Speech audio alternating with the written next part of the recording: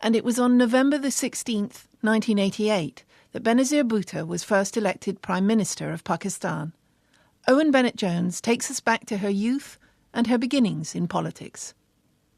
Benazir Bhutto's was a tumultuous life, from prison to power, privilege to premature death at the hands of an assassin.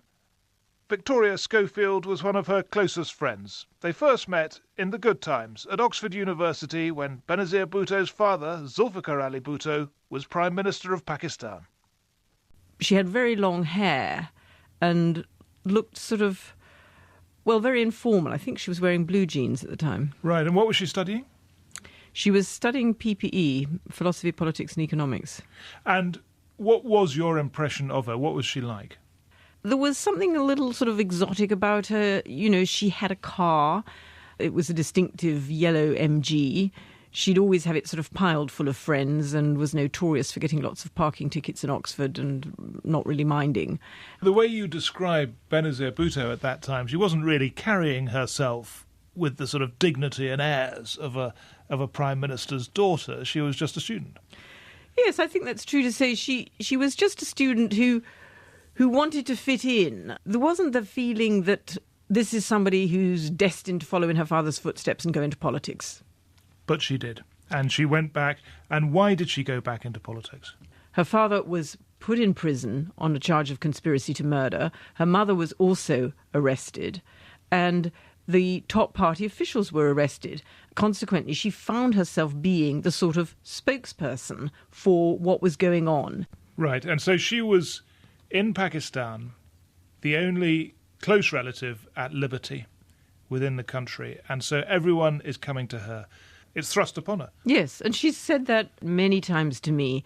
In fact, what she wanted to do when she left Oxford was go into Pakistan's Foreign Service. She did not intend to become a politician, but literally overnight or over a period of months, she turned into this politician.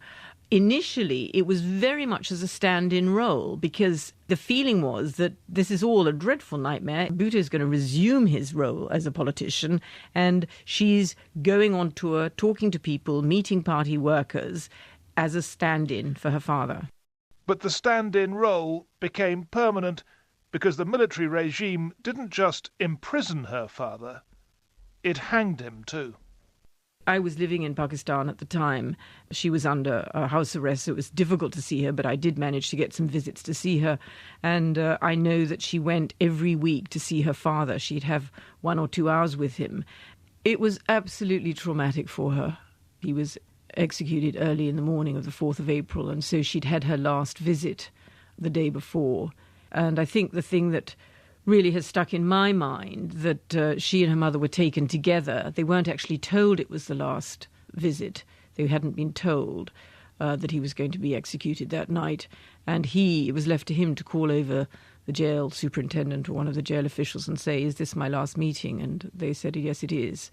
And at that stage, Benazir asked if they would open the prison doors so that she could hug her father goodbye, and they wouldn't do so. Zulfikar Ali Bhutto was dead, but countless millions of Pakistanis wanted the dynasty to live on, and they put their faith in the woman who had increasingly emerged as the symbol of opposition to the military government of General Zia.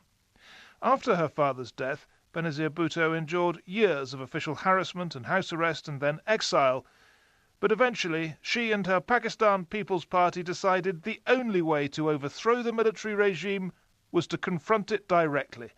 She left London and she went back home. The decision was to go to Lahore to really demonstrate the strength of her appeal, in a way, in the heart of Pakistan, in the heart of the Punjab. And so she took this flight to Lahore and was met by just a sea of people. Adrenaline kept Benazir Bhutto going yesterday through a 14-hour plane journey, a sweaty 10-hour-long triumphal procession, then an hour-long speech at a rally the size of which has never been seen here before. It was tumultuous, and it really was people power. And I think this is what, for her, was very important to demonstrate, that she actually did have the support of the people. Tens of thousands, hundreds of thousands of people. Hundreds of thousands. Wherever you looked, there were people with flags. They'd come in, they'd walk, they'd bust. And it was this spontaneous show of support at a time when politics had not really been anything other than a drawing room affair and an arranged affair. Suddenly to have this huge show of support for a young woman challenging the dictator was, well, unprecedented in Pakistan's history. And having staked her claim, she took the prize. On November the 16th, 1988, the Harvard and Oxford graduate was trying to get her first full-time job as Prime Minister of Pakistan. Here in Karachi, election day fever was everywhere.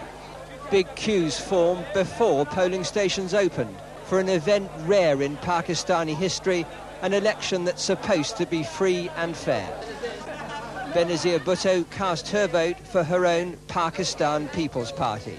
Benazir Bhutto has been appointed Prime Minister of Pakistan by the country's acting president. President Ghulam Ishaq Khan called her the choice of the nation. My God, despite all the obstacles, the rigging, we've done it. It was a wonderful feeling. Benazir Bhutto became the youngest ever and first woman ever to govern a Muslim-majority state. It was a huge responsibility, and tens of millions of Pakistanis were desperate for her to succeed. But many of those people would now say that when it came to it, she failed them. The expectations on what she could achieve were sky high. They were out of all proportion. So she was bound to fail. She had 2 terms in power, and many Pakistanis look back on them and say she made a lot of money and didn't do much for us. I think it's a terribly sad epitaph on her period as Prime Minister, the 2 periods as Prime Minister. I think one of the problems with Pakistani politics is that the cup's either completely full or it's completely empty, and it's difficult to see the good in what was not necessarily a 100% success story. Whatever the political legacy, there can be no doubt about Benazir Bhutto's courage.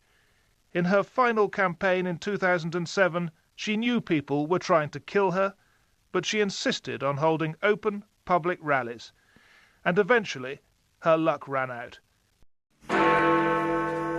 The leading Pakistani politician Benazir Bhutto has been assassinated. She was killed in a terrorist attack as she was leaving an election rally in the city of Rawalpindi.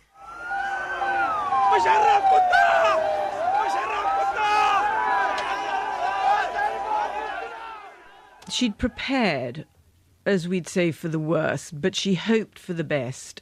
There was a measure of her at that age 54, that had somehow passed onto a different plane, a different plateau, that the sense of duty that she felt had become so overriding in her mind that she had to go back regardless of the risks. And she had also to go back as she'd gone in 1986, not behind glass panels, not to become a drawing room politician, but out there with the people.